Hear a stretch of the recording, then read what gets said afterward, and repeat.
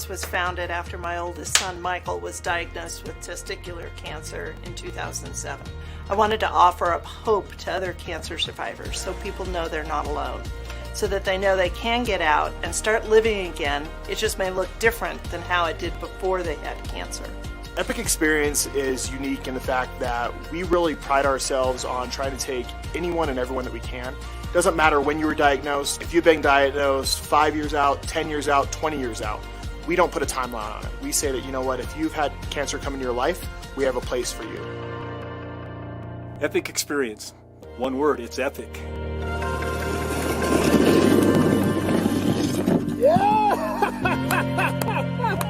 You have a chance to come up here and do some things that you've never probably done before. This camp has taught me, like, why are you afraid? Like, what's stopping you? I got out on the water in the pond here, and I'm like, I haven't done a headstand in a long time. And it's really difficult to do it on water. And I'm like, what am I afraid of? At camp, it's about healing your soul and your spirit and living beyond that cancer diagnosis, having fun, being with people that understand, and really just embracing everything that life has to offer you. They just said you were going to go to a camp, and I didn't even know where it was going to be. I got hauled up the mountain and got to play in the snow, and the thing that happened is I rediscovered joy, found myself again. Favorite memories from camp? It's running down the hill in snowshoes. It's something I never really considered before. I got on a sled today, and I'm going to be honest, I mean, I beat cancer, but I was still nervous to get on a sled.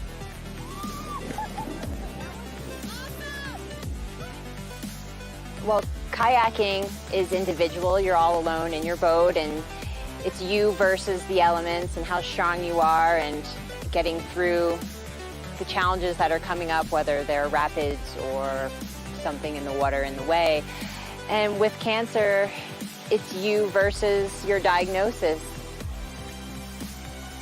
Epic Experience is about empowering adult cancer survivors and thrivers beyond their cancer diagnosis. It's about giving them a community in which they feel that they have people they can connect with, that understand them, and have walked their shoes to really know, hey, you know what, I'm not alone, and I have people with me, and it's so important for them to feel that connection. Things that I used to worry about don't worry me as much anymore. Family is critically important. Friends and experiences is what life is about. Well, I didn't think I needed this week, but I needed it more than I knew. I needed to just play in the snow. I needed to laugh until my sides hurt. I needed to connect with people, even though I didn't think I did. I needed to find out that I'm not alone in things I think I'm alone in. So here at the 7W Ranch, not only are the activities that we do for the week amazing, but just the beautiful scenery around alone makes it just so incredible. I was feeling a bit lost and unsure how to cope with life after cancer. I feel like Epic Experience brought me closer to who I used to be and who I want to be in the future. Want me to cry when I talk about 7W? It's magic. Just say, it's special. If you are debating on coming on this trip, just do it. Don't hesitate. I hesitated. I waited till the last minute, and I am so grateful that I came here. This has been life-changing. This week has absolutely changed my life in ways that I couldn't have even imagined that it would. Epic Experience is the right name for this experience. Trust, go for it. Why can't you experience this? It's something that they've already been through, cancer treatments, whatever the therapy is, and this is another way to heal. If you want to really check back in with yourself and find out where your inner person is and where your soul survives, come to a camp and just let it be. Don't think about it. Don't wonder, should I? Just do it. Sign up for camp, and it'll be an amazing experience full of a lifetime of memories.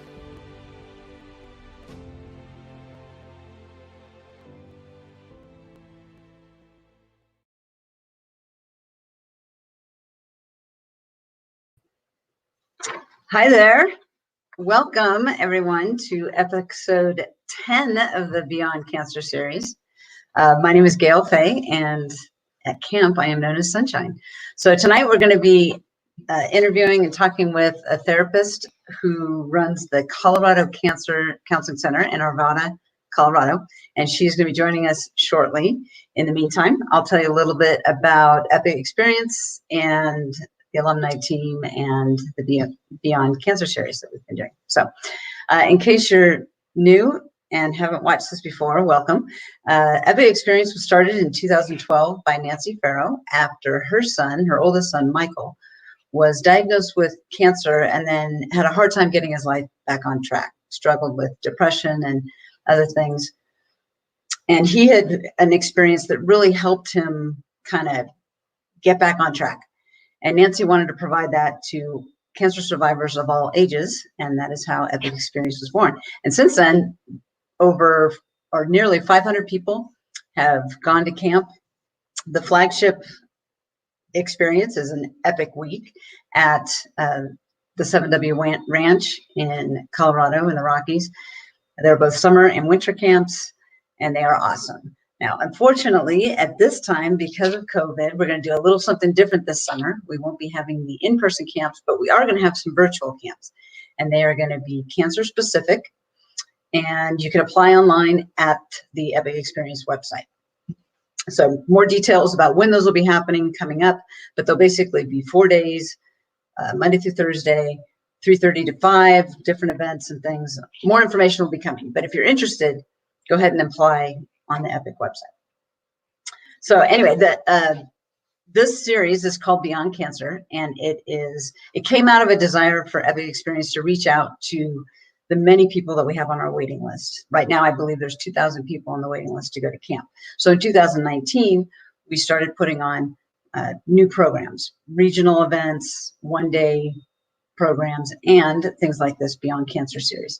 With COVID, we've even added to that. There's now a yoga 3 times a week that you can do virtually.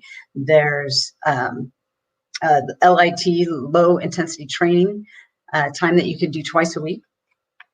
And we're planning, hopefully, Rafttoberfest is an awesome fundraiser that's coming up in August, and we're really hoping that that is going to go through, and that's on August 8th. So again, Beyond Cancer series kind of came out of the desire to reach out to those who are on the waiting list. So the alumni team, which is a group of 9 of us who have all been to camp, we all have cancers of different kinds. We all live all over the United States, but we've come together because we want to do our part to try and keep the sense of community going after camp is over. If you've been to camp, you know that that's one of the awesome things that you get is this group of people that you never knew. And really, the main thing you have in common is cancer, but it is a huge bond. So we're trying to do what we can to keep that going. We have a Facebook page. We throw out questions and try and get people involved, and that's where this Beyond Cancer series came from. So this is episode 10. Again, we're going to be talking with Melanie Stachelski. I wasn't going to get this right. There she is, right on. You almost got it. Melanie Stachelski, as I said it right, she showed up. I love it. It's a mouthful, I know. So we're going to talk to Melanie tonight about her, what she does and her experience. And actually, Melanie, since you just showed up, I'm going to let you go ahead and introduce yourself. That was perfect timing. Well, thanks for having me, Gail. It's good to see you. So my name is Melanie, and like Gail said, I'm a counselor at Colorado Cancer Counseling in Colorado, and I specialize in working with people at all stages of a cancer diagnosis. And I got into this work because I'm a cancer survivor myself. I actually just had my 10-year anniversary from, thank you, yeah, my bone marrow transplant for leukemia. And it was through that experience that, when I heard you say that you have 2,000 people on the wait list for these camps, I just think it just shows that there's so much more to cancer than just getting through treatment. Right. It's this experience that we had that I think it's the club that you never want to be a part of, but right. I think because we're in it, it's important to stay connected. And the emotional part of cancer is just something. It wasn't talked a lot about when I went through it, and I hear a lot of people say they didn't know it was going to be this hard. They really kind of blame themselves for not being mentally strong enough, and why am I struggling so much? And so I went back to school as soon as I could and got my master's in counseling psychology and opened my private practice, and I just love this work. Awesome. Well, thank you so much for coming tonight. So what we're going to be doing tonight is we're going to kind of have an ongoing conversation. I have some questions. If you're watching, please feel free to participate, ask questions, make comments, and we're going to talk about, this is kind of part 2 of cancer, COVID, and coping. And so we're going to be asking Melanie some questions, getting some feedback on resources and support and things that hopefully we'll find that if you're watching, you'll find helpful, or if not for you, for someone that you know. All right, so we're gonna just dive in. By the way, someone said congratulations on 10 years. That is awesome. So thank you. One question that someone had is what are some coping mechanisms? So right now we're in this very unique situation called COVID pandemic, whatever we're gonna call it, and in talking with different cancer survivors, in some ways, cancer survivors are feeling the effects more, maybe in some ways, and you can talk about that. But in other ways, perhaps they're better prepared to cope with it. So those are some of the ideas. And somebody was asking about the coping mechanisms that they might use when they start to feel upset or anxious during this time in particular, but really they could be used anytime. Yeah, so because in my private practice, I only see people who have a cancer diagnosis. So people are coming to me because they're either in the throes of treatment, or I have a lot of clients who are several months or several years out of treatment, but they're still really grappling with cancer. It's what we talk about every day. But as soon as COVID hit, all the conversations were about COVID and the pandemic. And so many people said, this is really reminding me of treatment. This is really bringing up a lot of, memories and really reminding me of everything I went through. And I realized I was going through the same thing because, I guess as a therapist and a professional in this field, I would have hoped I would have handled this better. But I mean, I was a mess, Gail. It was horrible. I was totally down the rabbit hole on the internet, trying to find out everything that was going on. I just felt really, I think I felt really in despair. It just felt like so out of control. And I realized I had to really practice what I preach with my clients every day. And so I kind of got back to the basics of what I tell all of my clients who are going through a cancer treatment and a cancer diagnosis. I think there's like some really basic things.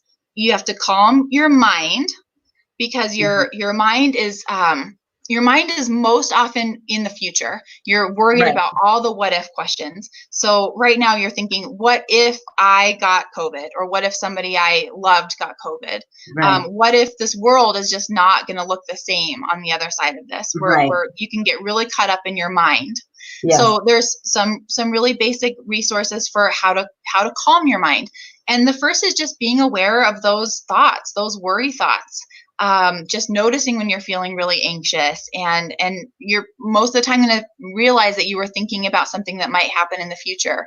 So ways to come back to the present moment. It can just be taking some deep breaths. It can be doing something that really nourishes your 5 senses. So how can you, look around and name something that you can see and smell and touch, really kind of try and nurture your body. That really brings you back to the present moment. And the other pillar of this is to calm your body. So in times of stress, you're noticing that you are breathing really shallow. You're probably holding your shoulders pretty tense. Just kind of notice your body. Can you take a deep breath and release some of that tension? Something when you have cancer, you are threatened. Your life is threatened. And so this primitive part of our brain is going to tell you that you're in danger, and you are in danger. And so every resource that your body has is going to go to the fight, flight, or freeze resources, right? So you're going to be in this heightened state of alert. You're not your body's not doing anything healthy like healing. You're not digesting well. It's all going to your blood flows in your outer extremities so you can fight, right? Right. So how do you start to tell your body that it's safe, that you're safe, that you're doing your best to take care of yourself? That can be things like yoga, where you're just starting to have a different experience in your body. One thing, when you have a cancer diagnosis, there's this time period you go through where it feels like your body's the enemy, that your body has betrayed you. And so post-cancer, it's this almost a reconciliation with your body. How can you be in your body and feel safe and feel strong and feel healthy again? Yeah. And that's the same things we're doing. We're in COVID, we're in this place of real unsafety. It's uncertainty, and we don't feel safe. So how are some ways you can put your body in a place that feels good? That can just be exercise. If you're somebody who enjoys exercise, really experience your body feeling strong and healthy and resilient. Yeah, I was going to say, for me, exercise is definitely, I think, the thing that's kept me sane. I can't go to the gym, right? But I can still go for a walk, assuming the weather is cooperating. But yeah, I would say definitely exercise is a huge one. Exercise is so big for a lot of people, and you have to think of anything that worked for you during your cancer diagnosis is going to work for you now. It's going to look different because you're inside now and you don't have access to the gym or those social outlets. But those things are still going to be so important. It's basically self-care, right? Yeah. How can you eat? Can you eat well? Can you get enough sleep? Can you have kind of a routine and get that exercise? I think it's all going to help to put your body and your mind in a place where you start to feel safe again. Yeah. And the other two pillars I kind of throw in here are I think there's not a lot of big changes we can make right now, but the little things still make a big difference. So what are some ways you can find joy every day? Yeah. Little things, just your favorite cup of coffee, a Zoom chat with friends, like that, kind of a happy hour, putting on some good music. It's little ways that you can still find joy. And kind of related to that is how can you find some kind of purpose? I think something that's really hard about this time in COVID is a lot of us don't have a purpose. Our work doesn't look the same. Our community doesn't look the same. So is there a way you can either be just taking care of your family or taking care of your community, using your skills to help someone else out? I think any little way you can be doing that is going to make you feel like you're more in control, and that's just going to feel like you're coping better. Yeah. Yeah, the control, that is. I think for me, that's been the biggest thing, is that feeling of uncertainty. What is it going to look like? Is it ever going to look the same? In all of that. And so that little bit of control that you have, I think, is huge. And this is one of the biggest parallels I see between cancer and COVID is the uncertainty. You just cannot predict what the other side of this is going to look like. Right. And unfortunately, in times of uncertainty, our brain tends to look at the worst case scenario. Right. For some weird reason, it feels better to be certain that the worst thing is going to happen than to be hopeful that something better is going to happen. Because you feel like, at least I can prepare for that. Right. Right. So it's just another thing to notice. Are you trying to predict the worst just to find some kind of control? Yeah. Maybe there are some other ways you can control what's in your immediate surroundings that would feel a little bit more positive. Yeah. You mentioned that one thing to do to kind of help the calming is the breathing and yoga. And yet I think some people might find that it's actually hard to calm their mind, because that's part of what yoga is, right? It's that calming, that centering. And I know I've been doing yoga with through Epic Experience virtually, and it's the first time I've ever tried it. So I don't know if it's just me or if it is harder to calm your mind. And so do you have tips kind of specifically related to that? How can someone kind of prepare themselves for yoga or whatever meditation type thing they're going to do so that it actually has the intended effect, I guess? Yeah, Gail, it's not just you. Okay. So I read a good article the other day that was talking about how many people feel like they're just in this brain fog right now. It feels. Do you feel like you don't do anything all day, but you're still completely exhausted? Right. It's hard to get motivated to do things. It's hard to focus on anything. So like, it's hard to focus even on like reading a book, let alone like a serious meditation practice. Right. So this article was explaining how this is actually, this is a very common response to stress. When you are stressed, you underestimate how physically exhausting it is to be mentally alert all the time. Interesting. So we are so stressed out right now. Our minds are constantly going. And this is the same as when you're in treatment for cancer or, you know, on the cancer journey. Your mind is constantly scanning for threats. It's constantly thinking about what the worst case scenario could be and all the what if scenarios. And you don't realize how exhausting that is. So there's actually a higher level part of our brain that gets taken offline when we're stressed, because again, you're in your like most basic self, your most basic self in terms of you're just trying to survive. Right. You're not trying to do any kind of higher level thinking or philosophizing. You're just trying to survive. Right. So, so anyone, if you're feeling like, gosh, my brain is just not really working right now, it's the stress, and it's very, very common. I'm hearing so many people talk. You're just not thinking the way you normally would. It seems like it's a little like chemo brain, actually. Chemo brain. So this is really interesting. Chemo brain is a real thing. It's really documented, but it's also really hard to untangle what is chemo and what is stress. Oh, interesting. It's such a combination of that. You're just not thinking well when you're stressed out. Right. Interesting. One person's commented, this is very helpful to hear. I think it is, for me, it's that you're not the only one. Like I said, it's the first time I tried yoga, so I'm like, okay, maybe I just don't know how to like focus. Yeah, you're like, maybe yoga is just not my thing, but is it just not? Yeah. It's just not a great environment for yoga. I mean, yoga is going to be really nice for some people, but maybe you need something more active. Maybe a better meditation for you is like a walking meditation where you're just really trying to be kind of in your body while walking. Jogging is incredibly therapeutic if you think of like not only the kind of physiological benefits, but there's something to hitting your feet alternating on the pavement. That is, it's similar to this therapy called EMDR that uses alternating eye movements. Yeah. It's so running can be actually healing trauma. It's the same reason why drumming circles in a lot of cultures are a part of their healing. It's because you're using both sides of your body and with this kind of intention behind it. Yeah. So don't limit your mindfulness to sitting on a cushion. It could be anything where you're just paying attention to the present moment, and you can be really active while doing it. Yeah, well, that's excellent. Very good advice. So I'm guessing, I know your answer to this, but I'm going to ask, is it normal for quarantine to bring up feelings kind of like PTSD related to cancer? Is that normal?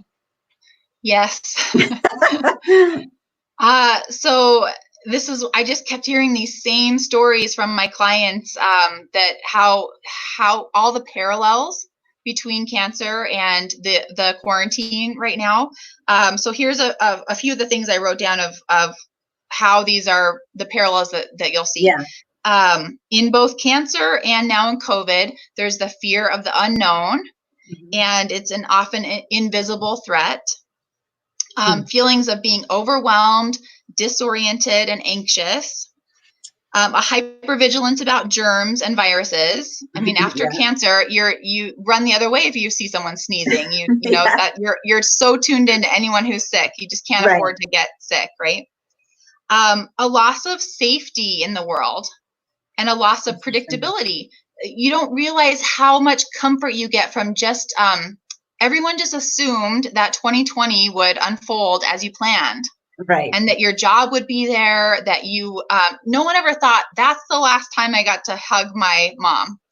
or, that's Right. the last time I went to my office for 6 months. Right. All of a sudden, everything has changed. And it's the same thing with cancer. Your whole world changes, and nobody thinks your whole world is going to stop while everybody Right. else's life gets to keep going, because you have to stop and deal with your cancer. Right. And then the isolation, most people at some point had to be pretty isolated from the world, and at least your social situation really contracts. You're not out and about like you used to be. You don't take those things for granted of, going out to a party or going out, everything just contracts. So what I was hearing a lot of people say is, I've already gone through a lot of these same scenarios and these same feelings. So I totally, it is triggering. It is the PTSD, but I really also want to encourage people to remember that you've already been through it. You had ways of coping with this. You did deal with it. And I think, so if anything, the rest of our society who's dealing with these things for the first time, they're the ones who are totally upside down, because they never saw, everybody says, I'd never thought this would happen to me. Right. But we've already all been through this. So again, whatever coping skills work for you during cancer are the same ones that are going to work now. They're going to get you through this, and just really, rely on that strength that you have. That every big obstacle that you overcome in life just adds to your resilience to face whatever is next. So, all of us have a huge accomplishment in our back pocket for even getting to this point. So you just rely on those things that got you through the first time. That's an excellent reminder. That's very good. In case you're just joining us, this is episode 10 of the Beyond Cancer series. And tonight we're talking with Melanie, who is a therapist who specializes in working with cancer patients. And so tonight we're talking about how cancer and COVID kind of have some connections. So if you're watching, please feel free to make comments, ask questions, and we'll bring those in. Okay. I'm wondering if you have any books, resources, places people can turn for any aspect of this whole situation. Well, the COVID is new, so I'm right there with you of just like trying to deal with that. But just the general coping skills. I mean, like I'm like a big book nerd, so I have a ton of things. I actually have a book list on my website. So my website is cocancercounseling.com, and if you go to /books, I have a whole bunch of books that I love for getting through cancer. But I think there are a lot of resources that are similar, and it goes back to something, Gail, that you were saying earlier about anytime you can find a sense of control. I think that is something just really settling, and it kind of gives you some momentum. Like, okay, I have a way to move forward now. So And the other thing I would say about like your cancer journey, and I think what helps you get through COVID, it's so individual. Every person's plan is going to be different. So whatever works for you. And I have a philosophy. I say, try everything. And then if it works, keep it. If it doesn't, you just keep moving, but just be open to everything. Right. So, I have a few things. I pulled a few books off my shelf. Awesome. So, let's see. Okay, so this one is called Getting Well Again. This is a super old school book by a husband and wife team. It's a doctor and a psychologist. I think it was written in the 80s, so it's real old school. But a couple of things that I love from that book. There's something that's called the Simonton imagery. So it's a way of imagining your cancer and your treatment, and then your own body's immune system. And there's there's research that shows that if you can have a positive visualization of the way your own immune system is functioning, it actually leads to better outcomes. So think about this in the context of COVID. If you can really hone in on what is your body's immune system doing to fight off any germs and viruses that are coming your way. So you imagine the basics are, it's just something positive, and it's having your own body's white immune cells be abundant and strong and an army that are easily able to detect anything that shouldn't be in your body, destroy it, and flush it out of your body. So it's a good way of just kind of taking a proactive approach to how visualizing how your body is fighting cancer and fighting COVID. Awesome. This one is called The Body Keeps the Score. I'm sure these are these backwards on your screen? They probably don't look No, right, they're not. Actually, you know what? Okay. Who's I think someone just told me Bessel about this. van der Kolk. Bessel van der Kolk. The Body Keeps the Score. I always talk about cancer in the context of it being a traumatic event. I think people downplay it and they don't give it enough credit for something that is life-threatening. Right. And it turns your whole world upside down and you feel completely unsafe. Yeah. So coming out of cancer, you have to, it's like coping with a trauma. And so his pillars are similar to what we talked about earlier about you have to find ways to calm your mind and calm your body. And it's what I think is really normalizing about his work is that he'll talk about how you can be such a smart person. All my clients are so amazing. They're such lovely people, but they're high functioning, they're smart, they're successful. Right. In their mind, they can talk through everything. I know I'm better. I know I'm safe, but there's just something that my body just can't quite believe it. My heart just can't quite believe it. So this Bessel van der Kolk's work is this idea that our bodies store that trauma. And we have to work through it in our bodies, not only in our mind. It's not enough to just logically know that you're getting through it. You have to work through it in your body. A couple of other ones I had. This one's called Mind Over Medicine by Lisa Rankin, Anti-Cancer Living. And another one I don't have right here is Radical Remission by Kelly Turner. They're all different books, but the theme is you put together your own pillars of wellness. You figure out and it's an individual process, and just trust your intuition. What feels good to you? Is it nutrition? Is it exercise? Is it mental health and therapy? What are the things that work for you? And so these kind of books, so I kind of a general philosophy that I have with my cancer work is I tell people, number one, you find the best doctor you can, somebody who is an expert in their field and you are completely confident in their ability to handle the traditional, medical side of it. And then the rest is up to you, that you create, it's your job to create an environment in your body that is inhospitable to cancer and inhospitable to healing. So what do you, and it's up to you, what feels good for creating that environment for healing. So just a few different kind of avenues for, again, it all goes back to how can you feel like you have a little bit of control in this? Definitely. Thank you for sharing those books. Those are really good. And for sharing your website. So in case you didn't catch it, it was put up on the screen. Melanie, can you say it one more time? So it's CO for Colorado, cocancercounseling.com, and /books is all those book recommendations and a lot of blurbs. Awesome. A lot of resources on there. Yeah. Very good. And in the comments, if anybody else wants to throw up books that have helped them in general with anxiety and depression or specific to their cancer, like I said, I'm a huge book nerd, so I'd love to hear what people have to say too. Perfect. Do you have any books, and now I don't know if these specifically relate to this, but any of the ones that you just mentioned, but specifically related to anxiety and depression? If a client was asking me that, I would probably ask a little bit more about what is the anxiety about, and what is the depression about.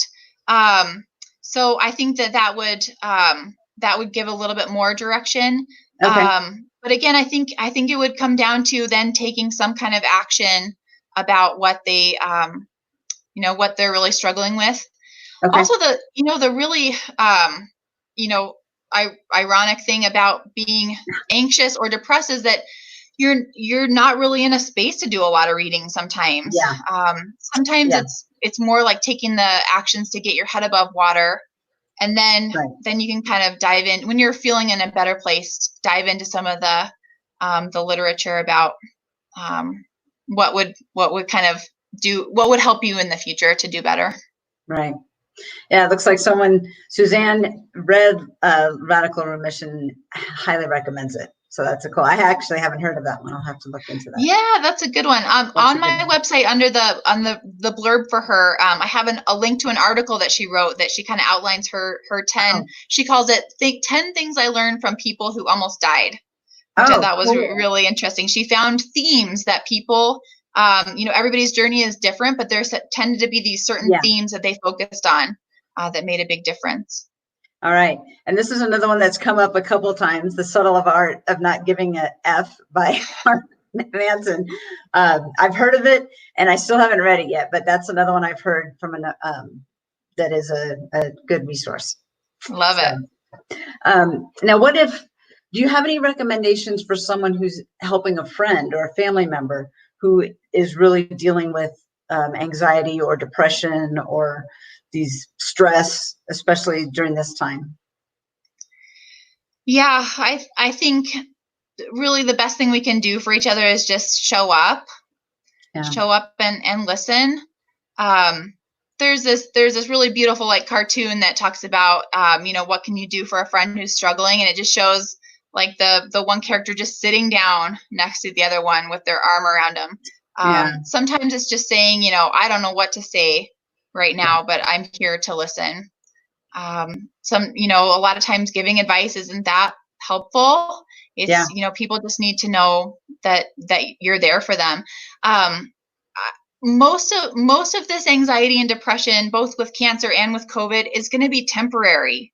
It's situational anxiety and situational depression. We know why it's happening because this is not real life right now. This is, this is just, it's bonkers. So just kind of, being with that person, just know that they know that you're there for them. That can mean a lot. And then I think also, as a good friend, if it's something more than that, if it's worse than that, then, that you can get help. Something that we're trained with as a therapist is when somebody's beating around the bush of being really, really low, that you just ask them and you say it directly. Are you thinking of hurting yourself? Are you thinking of killing yourself? Because being vague in those situations isn't helpful. Those people in that situation need help, and there are crisis lines for that. So that's the distinction I want to make. Most of the time, the other part that's so hard for this is it's not normalized enough because we're not around each other. If we were out being social, I could say, Gail, man, I'm really struggling. And you would say, yeah, I'm also, this has been so tough and I'm feeling so low and I just can't get motivated and nothing's really making me happy. And we could be in it together. But because we're alone, I think it ends up, it's like this kind of feedback chamber where it just, all that sadness and that grief gets really amplified because you don't have any way to bounce it off other people. So that's the temporary part, right? That's the temporary part that we know is because of a cancer diagnosis or because of COVID. And that's going to change. We don't know when, but it will get better.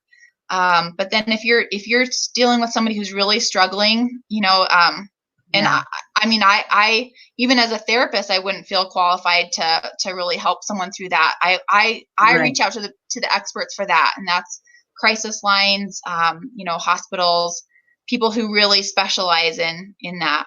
Because you don't want to brush it off. If somebody's really struggling, you ask them directly, and then you say, I'm here for you to get help. That's good. Yes, thank you. What about support groups, therapy sessions, doctor's appointments? Those kinds of things have been canceled in a lot of cases. So maybe people already had these supports in place and now they're taken away. What other resources or best practices can you recommend kind of in the absence of those things? Yeah, every place that cancer survivors were turning to get that support or to know that you had a community, that's all been taken away, right? Right. But so most of the things that I've seen, most of the really good resources and helpful things have gone online. Epic has, I mean, what an amazing transition. They put all of their programs and more online. And it sounds like they're serving even more people than they were before. So myself as a therapist and my colleagues, we've gone all telehealth. So therapy is still available. It looks like this, like we're talking on a screen. It's not quite as good as being in person, but it's better than not getting to meet. So reach out, to your therapist or other cancer survivors to see who they've gone to as a therapist. And most therapists are working online now. I run support groups online. I run a support group for the Ovarian Cancer Alliance here in Colorado. So it's all women with ovarian cancer, and we meet on Zoom. And so you see all the little pictures across there. And that's great. And it's been lovely. It really works. I'm going to point you back to my website again. I have a list of where to find help. And so there are places like Cancer Care and Cancer Support Community. They have oncology social workers that will talk to you on the phone. It's free, and you can call anytime and get sessions with an oncology social worker. There's also peer-to-peer kind of support where you talk to another survivor, and they can kind of be your like mentor or kind of a buddy through treatment. That's available.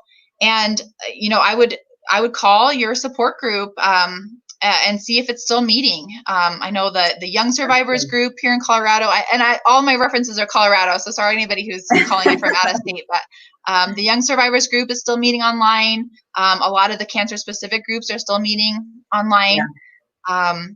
Here in Colorado, the Colorado Cancer Coalition has a website with their calendar of they've listed all of their online support groups. So keep looking. Those, for the most part, those things are still available. They just look different, right? This is the new normal, like we've already talked about. And someone said the other day, it's the new abnormal, is what I heard. Right. And it's not quite the same as being in person, but being able to at least look at the person as opposed to talking on the phone is, I think, helpful. It takes another step. Yep, I totally agree. Are you finding in those, did you say you're part of the ovarian cancer one? Mm-hmm. Does COVID come up a lot in that recently? Is that another place that you're seeing it? Yeah. Every time. And it's those same things. People's treatments have been sometimes postponed. Their normal appointments have been delayed. They're completely worried about getting infected by, just being out at the grocery store. And then you have people in all stages of their cancer who they're newly diagnosed and terrified. They're, ending treatment and not sure what to do next. They're at the, all stages, and those are the times when the community is so important. Because you want to rely on the people who have been there before you to offer the light at the end of the tunnel, or that advice and that solidarity. So it's so important to stay connected in these times, because cancer doesn't stop for COVID. No, I think that is just something to think about. It's one thing to get diagnosed, just period, but during this time, or to have that be the added sandwich, I guess, having both of them at the same time, that's a whole nother level.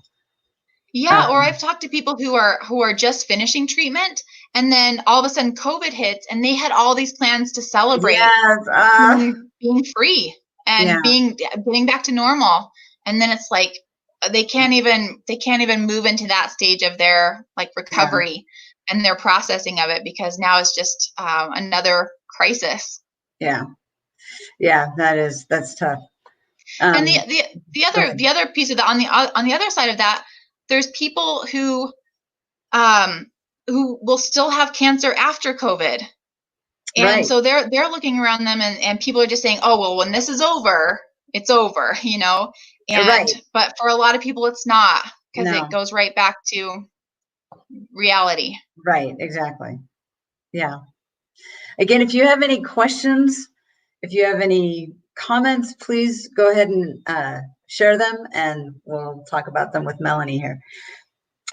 One question somebody had is, what criteria do you use to recommend if survivors could benefit from joining a support group? Like, or something like that, or group activities or something like that to help them, specifically during this time, but also just with cancer. Oh yeah, I love that. But I'll kind of flip it around, because I think it's not about the criteria for the person. I think it's the criteria of the support group. And I talk about this from experience. Okay. So what do you mean by that? Okay. So I think most every person would benefit from a support group. Because it's one of the only places in your life that you're going to meet other people who can truly say they know what you're going through. Right. Even your best friends and your closest family cannot actually understand what you're going through. So there's this unspoken language that other survivors have. It's this incredibly healing community. So I think, unless you're just like a total introvert, most people are going to really benefit from that. What the criteria is about what kind of support group you find. So I had a couple experiences as a survivor that were horrible with support groups. I was a part of one when I was in the hospital for my transplant, and I was on a phone-in support group for other transplant people in transplant. The group was so negative because everybody was talking about all the ways they were suffering and struggling. And the person facilitating it didn't do anything to kind of turn that around. Yeah. It was so scary to me, because all I heard was the things that could possibly happen to me. Right. So I ended up, I started like saying I was forgetting to call in every week, because I thought it was more detrimental to me to be on that call than it was to not be on it. Right. So you don't want to be a part of a group that's really negative. Okay. Yeah. And that there's a difference between being real and being negative. Yeah. You want a group that's real. You want them to talk about the real struggles and not sugarcoat it. But there's also this like healthy sense of resilience behind that, and support and resources. So there's a difference there. Sure. The other group that I was a part of that was horrible was it was the very first session, and people started telling all their stories about really personal stuff. It was very uncomfortable, like really out of control. No one was like, there were certain people dominating the conversation. Again, that was not helpful. It was very awkward.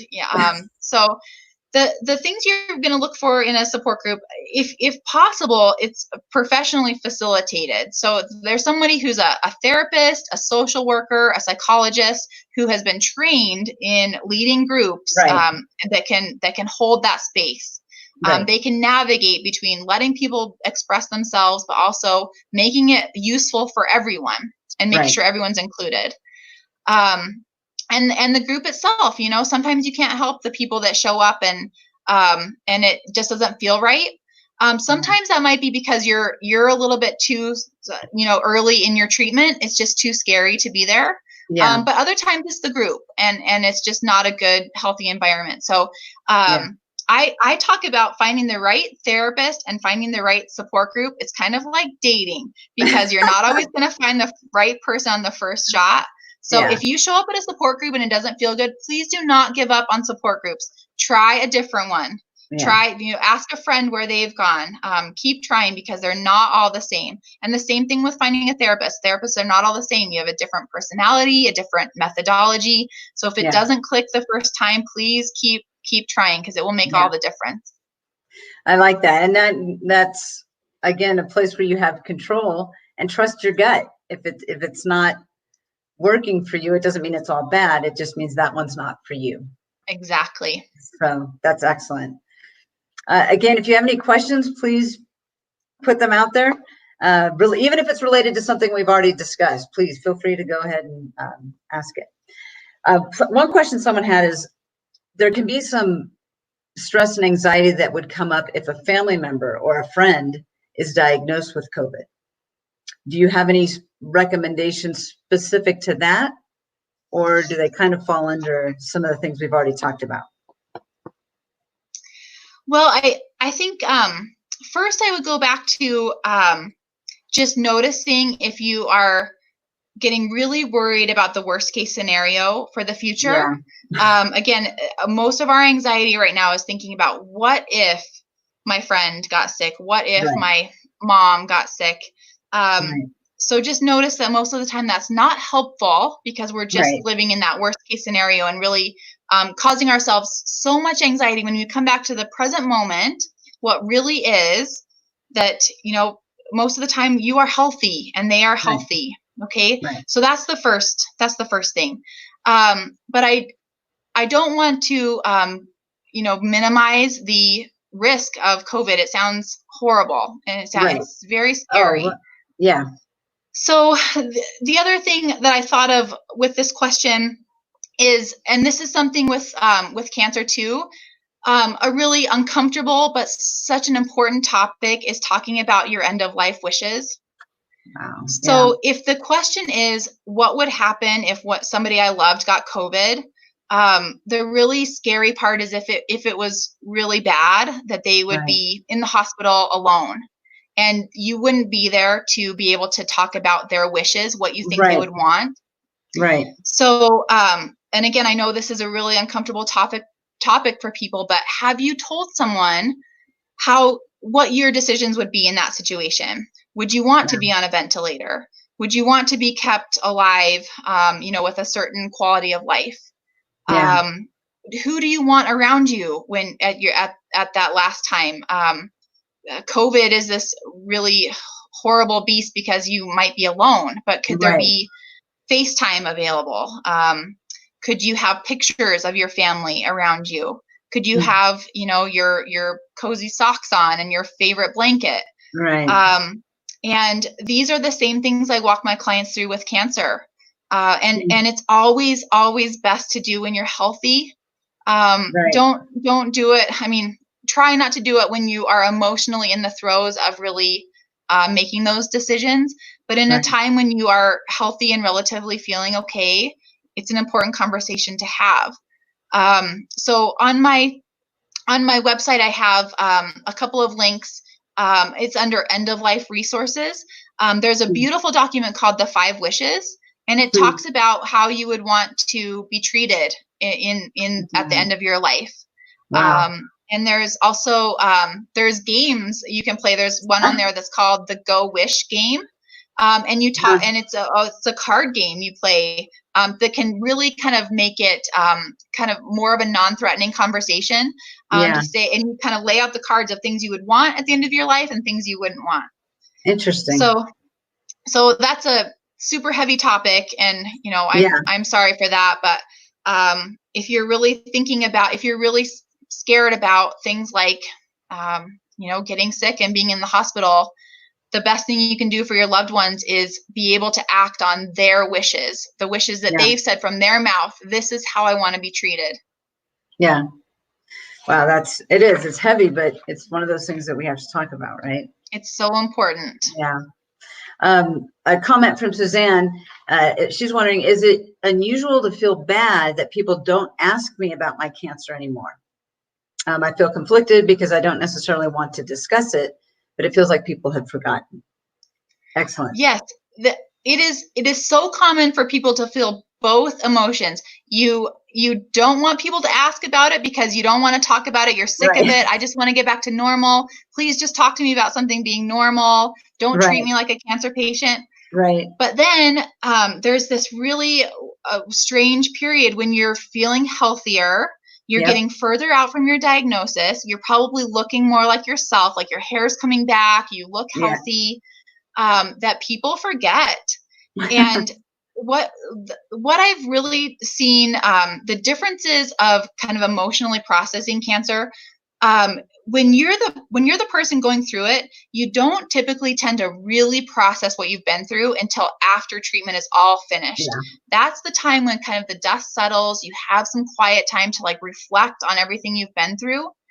But the people around you, your caregivers, your family, your friends, they start kind of emotionally processing right from the get-go. You go through the shock of the diagnosis together, but then right after that, they start, they go through the grief, the loss, but also the integration and the processing and kind of hoping for the end. And then when treatment is done, they're like, yes, we did it. Yeah. This is behind us. We can get back to normal. Yeah.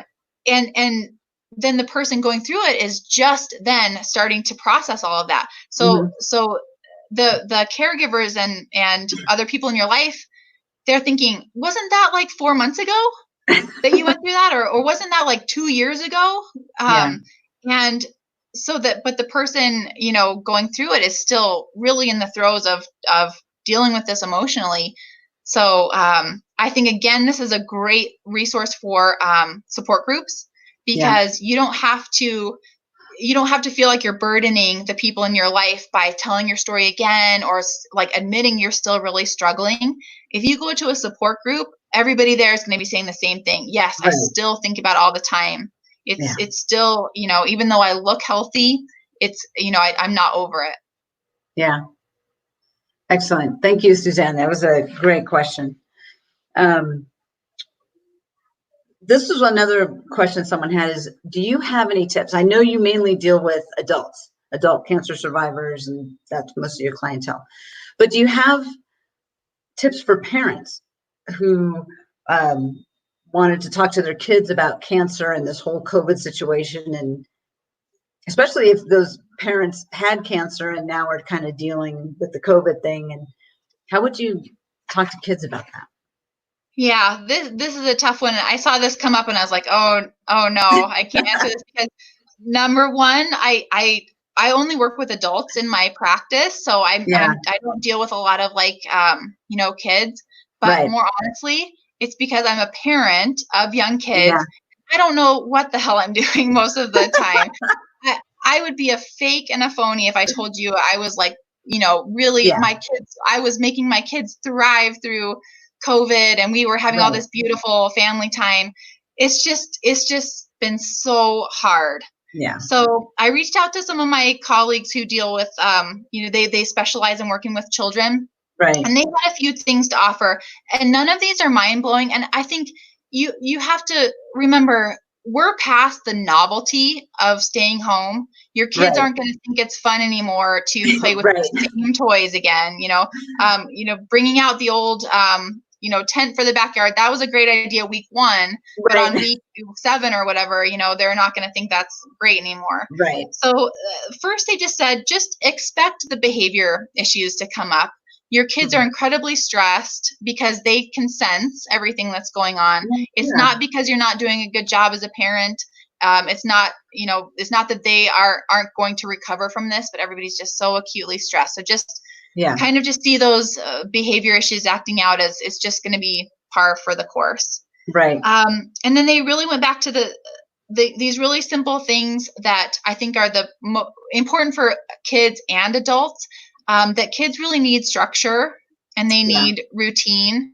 So as much as you can be getting into, and I've seen, any moms out there and dads on social media, there's all these color coded charts and things you're supposed to achieve. I'm not doing any of that. Structure is just, how can you be getting some good nutrition, some good sleep, some good exercise, and keeping it kind of predictable.